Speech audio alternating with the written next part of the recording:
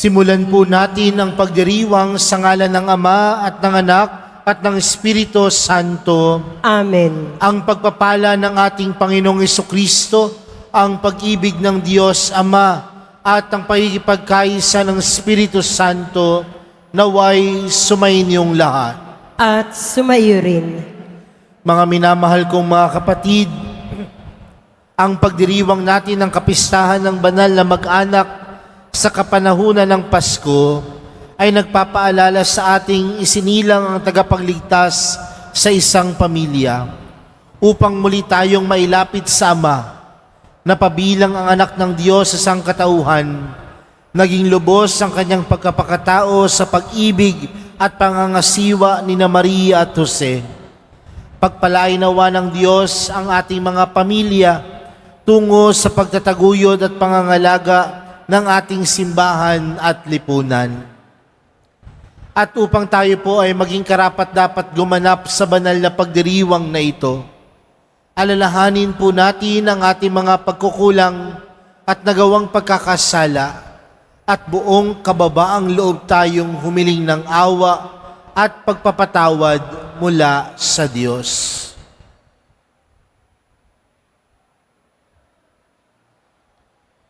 Inaamin ko sa makapangyarihang Diyos at sa inyo mga kapatid na lubha akong nagkasala sa isip, sa salita at sa gawa at sa aking pagkukulang.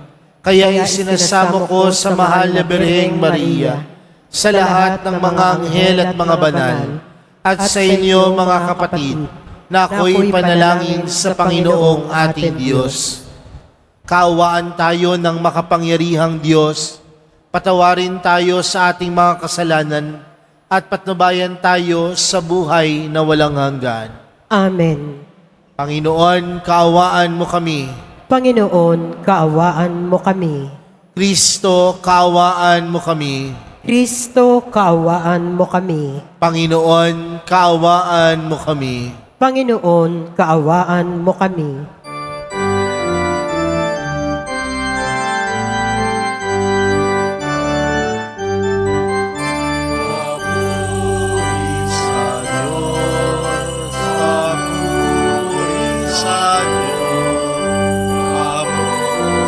Sa Diyos sa langit taasan, at sa lupa'y kapayapaan, at sa lupa'y kapayapaan, sa mga taong pinalulugan niya, pinupuri ka namin, pinarangan ka namin, sinasamba ka namin, ipinagbubunyi ka namin, pinagsasalamatan ka namin,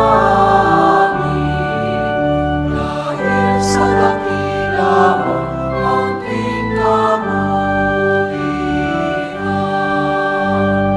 Panginoong Diyos, Hari ng langit, Diyos sa makapangyarihan,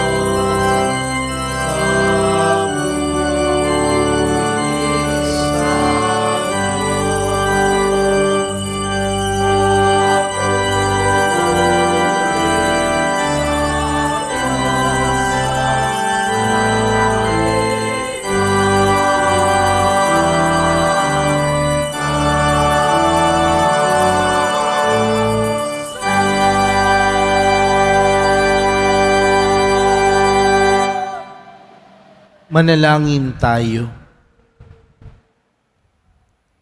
Ama naming makapangyarihan, pinagkalooban mo kami ng ulirang huwaran ng angkan na sina Jesus, Maria at Jose, ang mag-anak na banal. Sa pagtulad namin sa kanilang mabuting pagsusunuran, kami naway magkamit ng walang maliw na kaligayahan sa pamamagitan ni Jesucristo kasama ng Espiritu Santo magpa sa walang hanggan. Amen. Magsiupo ang lahat.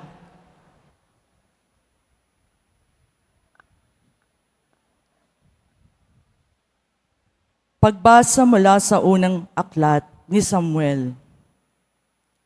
Naglihi si Ana at dumating ang araw na siya ay nagsilang ng isang sanggol na lalaki. Samuel ang ipinangalan niya rito sapagkat ang sabi niya, "Siya ay kaloob sa akin ng Panginoon." Pagkalipas ng 1 taon, si Elkana at ang kanyang sambahayan ay muling nagpunta sa Silo upang sumamba sa Panginoon. Sinabi ni Ana kay Elkana, "Hindi na muna ako sasama sa inyo ngayon. Hihintayin ko nang maawat si Samuel. Pagkaawat niya, ihandog ko siya sa Panginoon at sa templo na siya titira sa buong buhay niya." Nang maawat na si Samuel, dinala siya ng kanyang ina sa templo sa Silo. Nagdala pa siya ng isang torong 3 taon, 36 na litrong harina, at isang pitsyel na alak. Nang maihandog na ang baka, dinala nila kay Eli ang bata. Sinabi ni Ana, "Kung natatandaan ninyo, ako po, yung babaeng tumayo sa tabi ninyo noon at nananalangin sa Panginoon. Idinalangin ko sa kanya na ako'y pagkalooban ng anak at ito po ang ibinigay sa akin. Kaya naman po, inihandog ko siya sa Panginoon upang maglingkod sa kanya habang buhay." Pagkatapos nito, nagpuri sila sa Panginoon. Ang salita ng Diyos. Salamat sa Diyos. Mapalad ang nananahan sa piling mo, poong mahal. Mapalad ang nananahan sa piling mo, poong mahal. Mahal ko ang iyong templo, o makapangyarihang Diyos. Nasasabik ang lingkod mong sa patio ay pumasok. Ang buo kong pagkatao'y umaawit na may lugod. Sa masayang pag-awit ko, pinupuri buhay na Diyos. Mapalad ang nananahan sa piling mo, poong mahal. Mapalad na masasabi, silang dooy tumatahan, at palaging umaawit, nagpupuring walang hanggan. Ang sa iyo umaasay, masasabing mapalad din. Silang mga naghahangad na sa siyo'y makarating. Mapalad ang nananahan sa piling mo, poong mahal. Dinggin mo ang dalangin ko, o makapangyarihang Diyos. O ikaw na Diyos ni Jacob, dinggin mo ang iyong lingkod. Basbasan mo, Panginoon, yaong hari naming mahal. Pagpalain mo po siya, yamang ikaw ang humirang. Mapalad ang nananahan sa piling mo, poong mahal.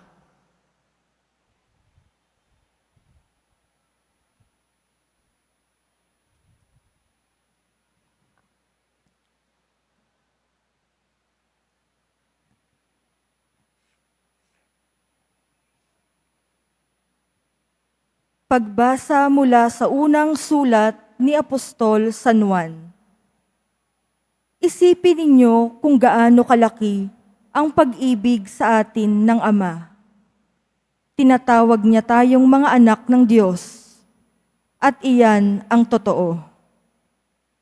Ito ang dahilan kung bakit hindi tayo nakikilala ng mga makasanlibutan. Hindi nila kinikilala ang Diyos. Mga minamahal, sa ngayon, tayo'y mga anak ng Diyos. Ngunit hindi pa nahahayag ang magiging kalagayan natin. Gayunman, alam natin sa pagpaparito muli ni Kristo, tayo'y matutulad sa Kanya, sapagkat makikita natin siya sa Kanyang likas na kalagayan. Mga minamahal, kung hindi tayo inuusig ng ating budhi, panatag ang ating loob na makalalapit sa Diyos. Tinatanggap natin ang anumang ating hingin sa Kanya, sapagkat sinusunod natin ang Kanyang mga utos at ginagawa ng kalugod-lugod sa Kanya. Ito ang Kanyang utos. Manalig tayo sa Kanyang anak na si Jesucristo at mag-ibigan, gaya ng inutos ni Kristo sa atin. Ang sumusunod sa mga utos ng Diyos ay nananatili sa Diyos at nananatili naman sa Kanya ang Diyos. At sa pamamagitan ng Espiritong ipinagkaloob niya sa atin, ay nalalaman nating nananatili siya sa atin. Ang salita ng Diyos. Salamat sa Diyos. Magsitayo po ang lahat.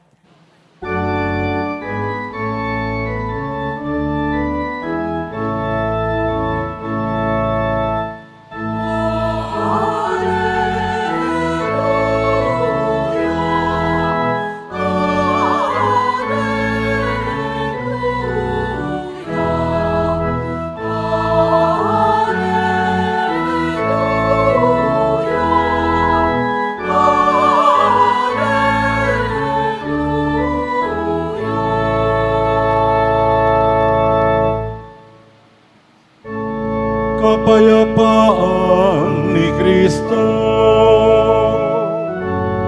at salita niyang totoo naway manahan sa inyo.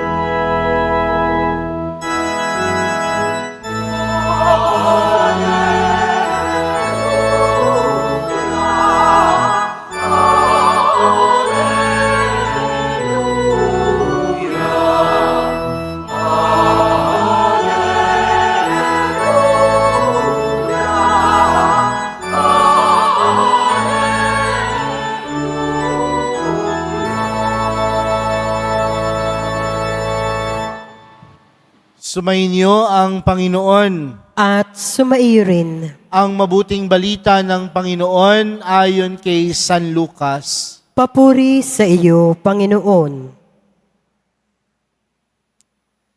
Taon-taon, tuwing pista ng Pasko, ang mga magulang ni Jesus ay pumupunta sa Jerusalem at nang 12 taon na siya, pumaroon sila gaya ng dati nilang ginagawa. Pagkatapos ng pista, sila'y umuwi na. Nagpaiwan si Jesus sa Jerusalem, ngunit hindi ito napansin ng kanyang mga magulang sa pag-aakala ng isa na si Jesus ay kasama ng isa.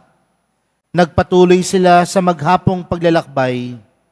Nang malaman nilang hindi siya kasama, siya'y hinanap nila sa kanilang mga kamag-anak at kakilala. Hindi nila siya matagpuan, kaya't bumalik sila sa Jerusalem upang doon hanapin. At nang 3 araw, natagpuan nila si Jesus sa loob ng templo, nakaupong kasama ng mga guro. Nakikinig siya sa kanila at nagtatanong, at ang lahat ng nakarinig sa kanya ay namangha sa kanyang katalinuhan. Nagtaka rin ang kanyang mga magulang nang siya'y makita. Sinabi ng kanyang ina, "Anak, bakit naman ganyan ang ginawa mo sa amin? Balisang-balisa na kami ng iyong ama sa paghahanap sa iyo." Sumagot siya, "Bakit po ninyo ako'y hinahanap? Hindi ba ninyo alam na ako'y dapat nasa bahay ng aking ama?" Ngunit hindi nila naunawaan ang pananalitang ito. Siya'y umuwing kasama nila sa Nazareth at naging isang masunuring anak. Ang lahat ng bagay na ito ay iningatan ng kanyang ina sa kanyang puso. Patuloy na lumaki si Jesus, umunlad ang kanyang karunungan at lalong kinalugdan ng Diyos at ng mga tao. Mga kapatid, ang mabuting balita ng Panginoon. Pinupuri ka namin, Panginoong Heso Kristo. Magsiupo ang lahat. Magandang umaga po sa inyong lahat. Pwede bang batiin ang katabi ng magandang umaga? Maligayang Pasko po sa inyong lahat.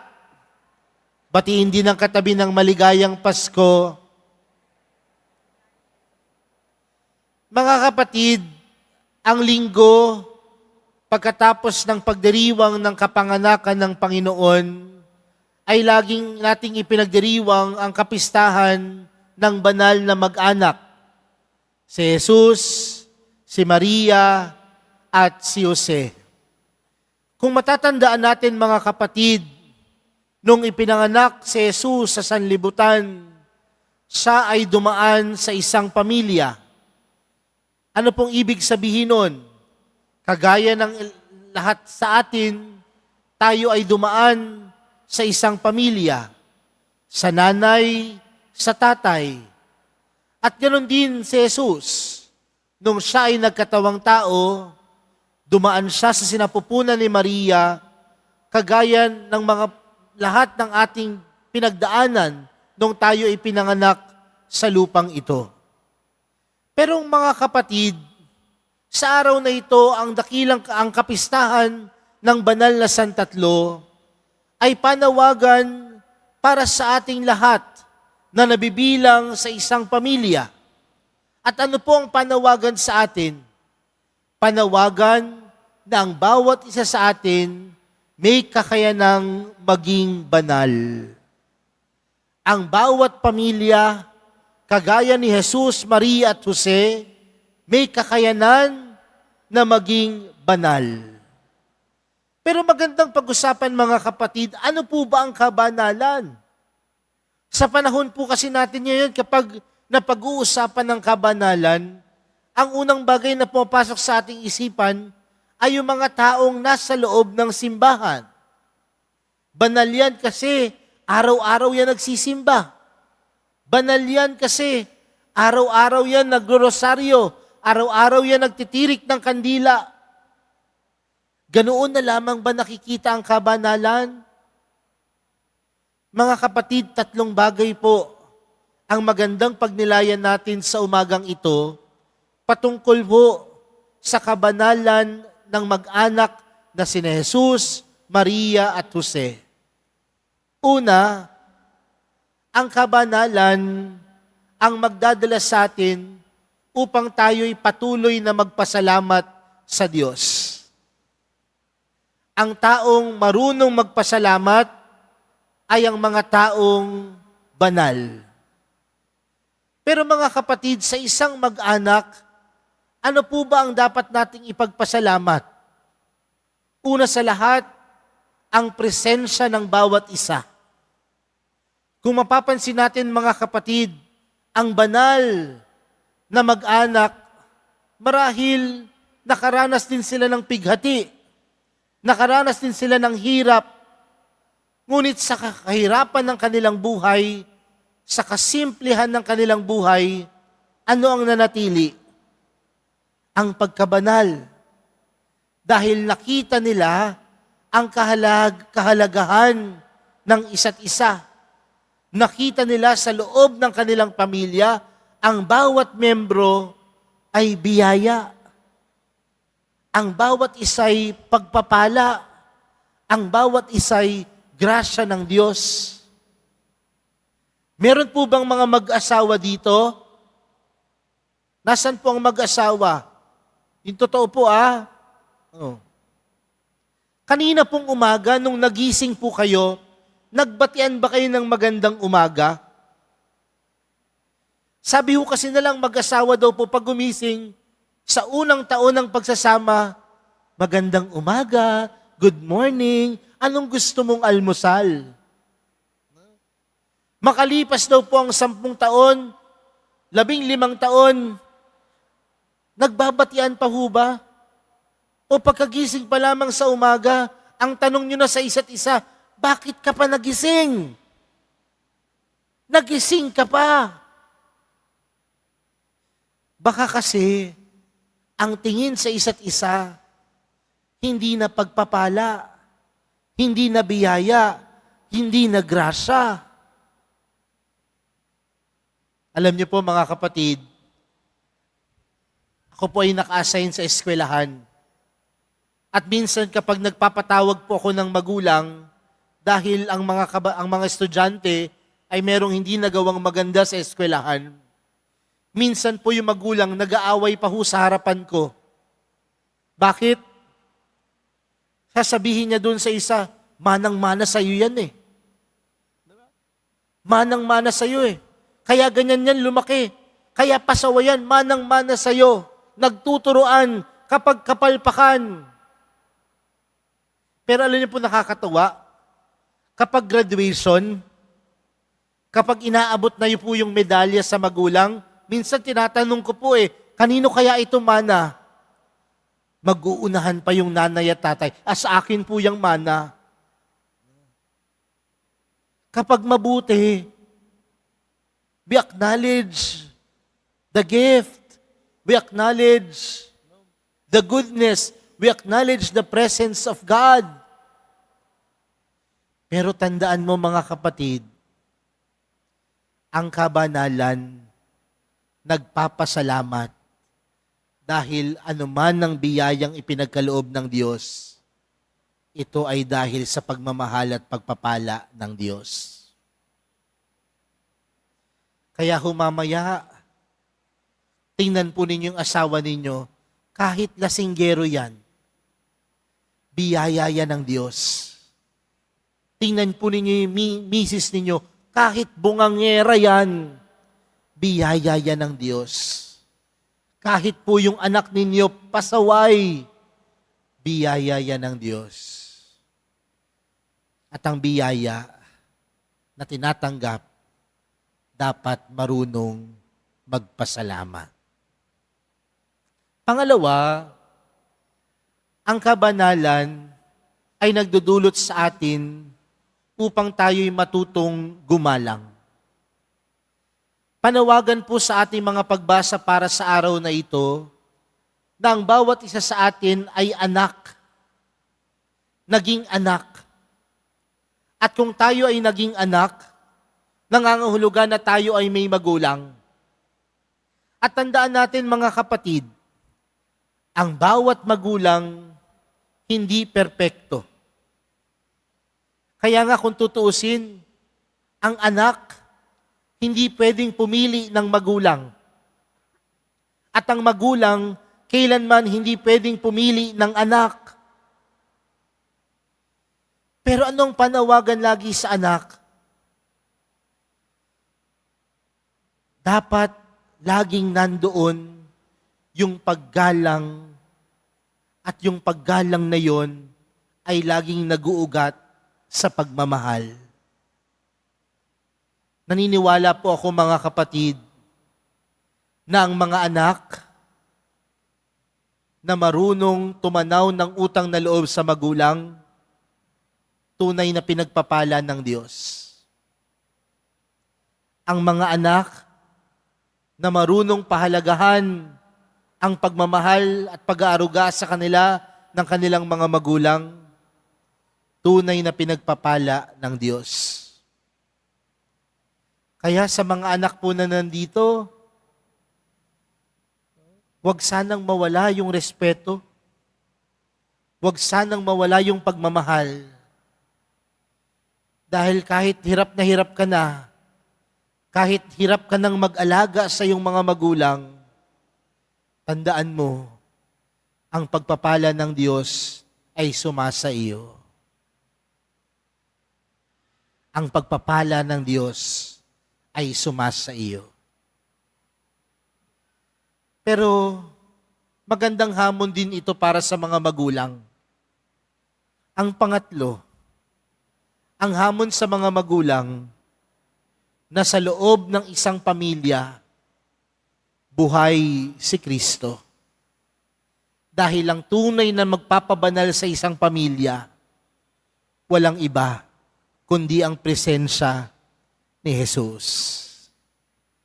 Kaya nga ang panawagan sa atin doon sa ikalawang pagbasa na dapat binasa din natin sa araw na ito, yung panawagan ni San Pablo sa mga taga-Kolosas na sa lahat ng pagkilos at ginagawa nila yon hindi lamang dahil ito'y obligasyon, kundi ginagawa ang lahat ng bagay sa ngalan ng Panginoon. Kung ikaw ay ama, magpakaama ka sa iyong pamilya sa ngalan ng Diyos. Kung ikaw ay ina, magpakaina ka sa iyong pamilya sa ngalan ng Diyos. Kung ikaw ay anak, magpakaanak ka sa iyong mga magulang sa ngalan ng Diyos. Dahil kung gagawin natin ang lahat ng bagay sa ngalan ng Diyos, dadalin tayo nito sa pagiging tunay na banal. Mga kapatid, ang imahin po ng banal na pamilya, ang imahin ng banal na mag-anak, Jesus, Maria at Jose, hindi lamang po sila nanatiling imahin. Bagkus panawagan sa atin na kagaya nila, ang bawat pamilya kaya ding maging banal. Paano? Magpasalamat. Pangalawa, manatili ang paggalang at pag-ibig. At pangatlo, manatiling buhay ang Panginoon sa ating pamilya. Ipagdasal natin ang bawat pamilya natin na kinakasamahan ng pamilya natin maging kagaya ni Jesus, Maria at Jose, maging isang banal na mag-anak. Amen.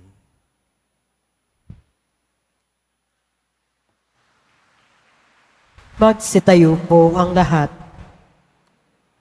Sumasampalataya ako sa Diyos amang makapangyarihan sa lahat, na may gawa ng langit at lupa. Sumasampalataya ako kay Jesucristo, iisang anak ng Diyos, Panginoon nating lahat. Nagkatawang tao siya na lang ng Espiritu Santo. Ipinanganak ni Santa Mariang Birhen. Pinagpakasakit ni Poncio Pilato. Ipinako sa krus na matay inilibing. Nanaog sa kinaroroonan ng mga yumao. Nang may 3 araw na buhay ng muli. Umakyat sa langit, naluklok sa kanan ng Diyos amang makapangyarihan sa lahat. Doon Magmumulang paririto at hukom sa nangabubuhay at nangamatay na tao. Sumasampalataya naman ako sa Diyos Espiritu Santo, sa banal na simbahang katolika, sa kasamahan ng mga banal, sa kapatawaran ng mga kasalanan, sa pagkabuhay ng muli ng nangamatay na tao, at sa buhay na walang hanggan. Amen. Mga minamahal kong mga kapatid, magpasalamat tayo sa Diyos nating Ama, sapagkat Kanyang ipinadala ang Kanyang anak bilang ating kawangis sa pamamagitan ng isang pamilya. Gayon din, sama-sama tayong dumulog sa Kanya para sa ating mga natatanging kahilingan. Sa bawat panalangin, ang ating pong itutugon, Panginoon, pagpalain mo ang iyong bayan. Panginoon, pagpalain mo ang iyong bayan. Para kay Francisco na aming Santo Papa, ni Jose na aming Obispo, Pari, Diakono, Religyosa, patuloy nawa silang lumago sa kabanalan sa pamamagitan ng kanilang pagiging kalakbay ng bawat mananampalataya. Manalangin tayo. Panginoon, pagpalain mo ang iyong bayan. Para sa mga namumuno sa aming bayan, maging mabuting halimbawa nawa sila sa kanilang kawan. Itaguyod ang kapayapaan at ang halaga ng buhay at pamilya na patuloy na naapektuhan ng kahirapan at kawalan ng katarungan. Manalangin tayo. Panginoon, pagpalain mo ang iyong bayan. Para sa mga pamilyang nagdurusa dahil sa paghihiwalay, problema sa droga, at iba pang uri ng pang-aabuso, makatagpo nawa sila ng lakas at paghilom sa pag-ibig ni Jesus. Manalangin tayo. Panginoon, pagpalain mo ang iyong bayan. Yakapin mo nawa, O Diyos, sa iyong pag-ibig at kapayapaan ang mga kapatid naming yumao. Manalangin tayo. Panginoon, pagpalain mo ang iyong bayan. Ama namin, halina't dinggin at palakasin mo ang iyong bayan. Nang sa gayo'y tulad ni Maria, mapuspos kami ng bagong buhay, kagalakan at lakas sa maluwalhating pagdating ng iyong minamahal na anak na nabubuhay at naghahari kasama mo magpa sa walang hanggan. Amen. Magsiupo ang lahat.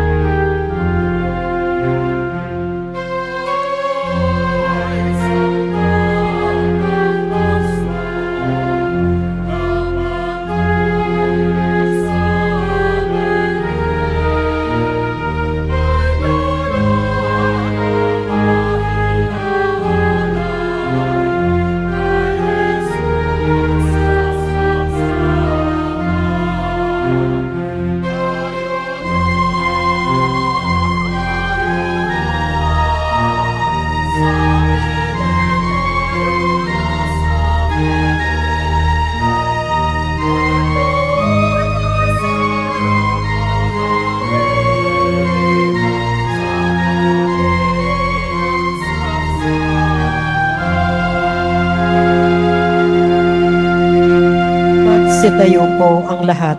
Manalangin po kayo mga kapatid upang ang paghahain natin ay kalugdan ng Diyos amang makapangyarihan. Tanggapin nawa ng Panginoon itong paghahain sa iyong mga kamay, sa kapurihan niya at karangalan sa ating kapakinabangan at sa buong sambayanan niyang banal. Ama naming lumikha sa pagganap namin sa hain ng pakikipagkasundo, kami naway tuwangan ng mahal na Birhen at ni San Jose sa aming pagdalangin para maging matatag ang mga mag-anak sa iyong kagandahang loob at kapayapaan sa pamamagitan ni Jesucristo kasama ng Espiritu Santo magpa sa walang hanggan. Amen. Sumainyo ang Panginoon. At sumaiyo rin, Itaas sa Diyos ang inyong puso at diwa. itinaas na namin sa Panginoon. Pasalamatan natin ang Panginoong ating Diyos. Marapat na siya ay pasalamatan. Ama naming makapangyarihan, tunay ngang marapat na ikaw ay aming pasalamatan sa pamamagitan ni Jesucristo na aming Panginoon. Ang anak mong di na naiiba sa amin ay siyang pumawi sa dilim. Kaya ngayon ikaw ang aming nababanaagan. Ang anak mong di na naiiba sa iyo ay siyang iisang salita mo. Sa katauhan niya, ang iyong sarili aming nakikita. Sa pamamagitan niya, ang iyong pag-ibig ay kahali-halina, kahit ikaw ay lingid sa aming mata. Kaya kaisa ng mga anghel na nagsisiawit ng papuri sa iyo, nang walang humpay sa kalangitan, kami nagbubunyi sa iyong kadakilaan.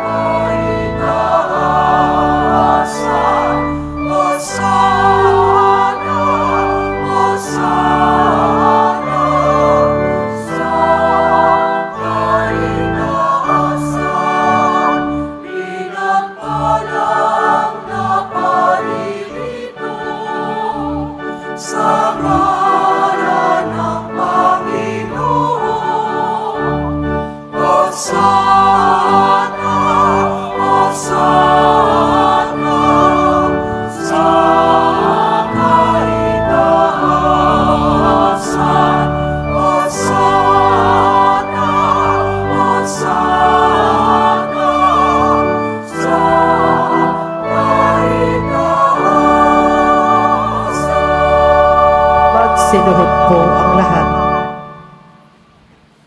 Ama naming banal, ikaw ang bukal ng tanang kabanalan.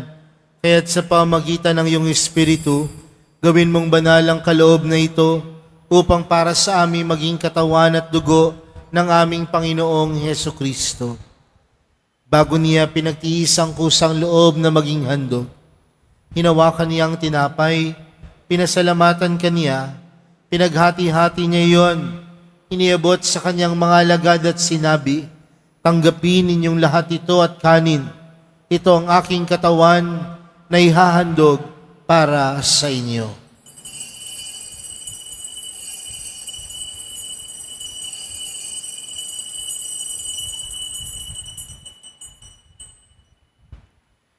Gayon din naman noong matapos ang hapunan, hinawakan niya ang kalis. Muli kaniyang pinasalamatan.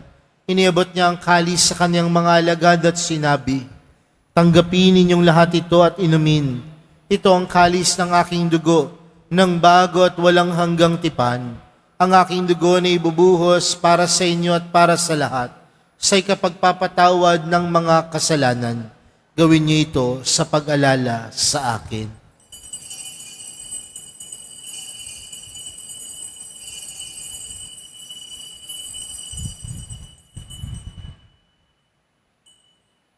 Magsitayo po ang lahat. Ipagbunyi natin ang misteryo ng pananampalataya. Si Kristo'y namatay, si Kristo'y nabuhay, si Kristo'y babalik sa wakas ng panahon. Ama, ginagawa namin ngayon ang pag-alala sa pagkamatay at muling pagkabuhay ng iyong anak. Kaya't inaalay namin sa iyo ang tinapay na nagbibigay buhay at ang kalis na nagkakaloob ng kaligtasan. Kami nagpapasalamat dahil kami iyong minarapat na tumayo sa harap mo para maglingkod sa iyo. Isinasamo namin kaming magsasalo-salo sa katawan at dugo ni Kristo ay mabuklod sa pagkakaisa sa pamagitan ng Espiritu Santo. Ama, lingapin mo ang iyong simbahang laganap sa buong daigdig. Puspusin mo kami sa pag-ibig kay San Francisco na aming Papa at ni Jose na aming Obispo at ng Tanang Kaparian. Alalahanin mo rin ang mga kapatid naming nahimlay nang may pag-asang sila'y muling mabubuhay, gayon din ng lahat ng mga pumanaw. Kaawaan mo sila at patuloyin sa iyong kaliwanagan. Kaawaan mo at pagindapatin kaming lahat na makasalo sa iyong buhay na walang wakas. Kaysa ng mahal na Birheng Maria, na ina ng Diyos, ng kabiyak ng puso niyang si San Jose, kaysa ng mga apostol at ng lahat ng mga banal na namuhay dito sa daigdig ng kalugod-lugod sa iyo. May pagdiwang nawa namin ang pagpupuri sa ikararangal mo sa pamamagitan ng iyong anak na aming Panginoong Heso Kristo. Sa pamamagitan ni Kristo, kasama niya at sa Kanya, ang lahat ng parangal at papuri ay sa iyo, Diyos amang makapangyarihan, kasama ng Espiritu Santo, magpa sa walang hanggan.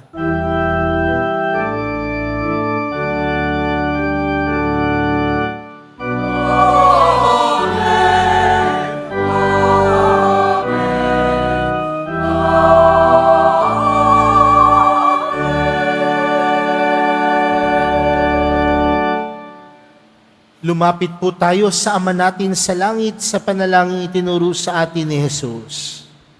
Ama namin, Sumasalangit ka, sambahin ang ngalan mo, mapasa amin ang kaharian mo, sundin ang loob mo dito sa lupa para nang sa langit. Bigyan mo kami ngayon ng aming kakanin sa araw-araw at patawarin mo kami sa aming mga sala para nang pagpapatawad namin sa nagkakasala sa amin at huwag mo kaming ipaintulot sa tukso at iadya mo kami sa lahat ng masama. hinihiling po namin kami adya sa lahat ng masama pagkalooban ng kapayapaan araw-araw, iligtas sa kasalanan at ilayo sa lahat ng kapahamakan, samantalang aming pinananabikan ang dakilang araw ng pagkapahayag ng tagapagligtas naming si Jesucristo. Sapagkat iyo ang kaharian at ang kapangyarihan at ang kapurihan magpakailanman. Amen. Panginoong Jesucristo, sinabi mo sa iyong mga apostol, kapayapaan ang iniwan ko sa inyo, ang aking kapayapaan ang ibinibigay ko sa inyo. Tunghayan mo ang aming pananampalataya at huwag ang aming pagkakasala. Pagkalooban mo kami ng kapayapaan at pagkakaisa ayon sa iyong kalooban, kasama ng Espiritu Santo, magpa sa walang hanggan. Amen. Ang kapayapaan ng Panginoon ay laging sumainyo. At sumaiyo rin. Magbigayan po kayo ng kapayapaan sa isa't isa.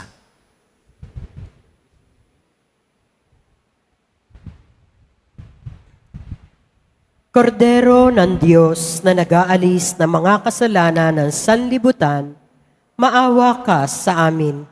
Kordero ng Diyos na nag-aalis ng mga kasalanan ng sanlibutan, maawa ka sa amin. Kordero ng Diyos na nag-aalis ng mga kasalanan ng sanlibutan, ipagkaloob mo sa amin ang kapayapaan. Magsiluhod po ang lahat.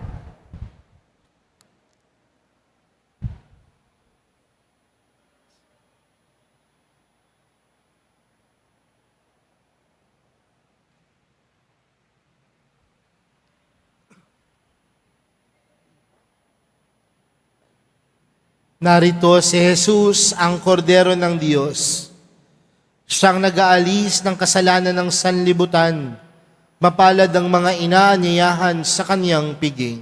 Panginoon, hindi ako karapat-dapat na magpatuloy sa iyo, ngunit sa isang salita mo lamang ay gagaling na ako.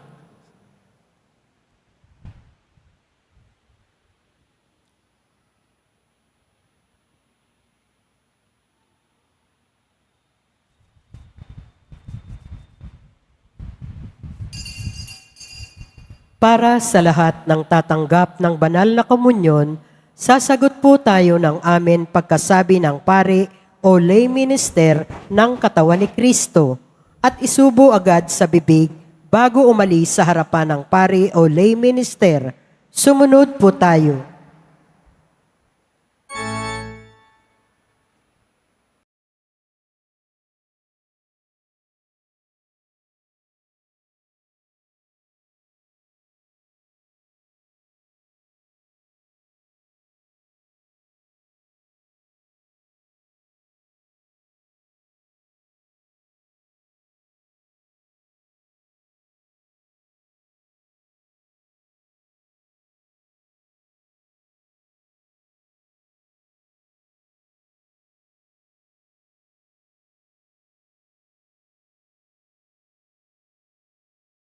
Manalangin tayo.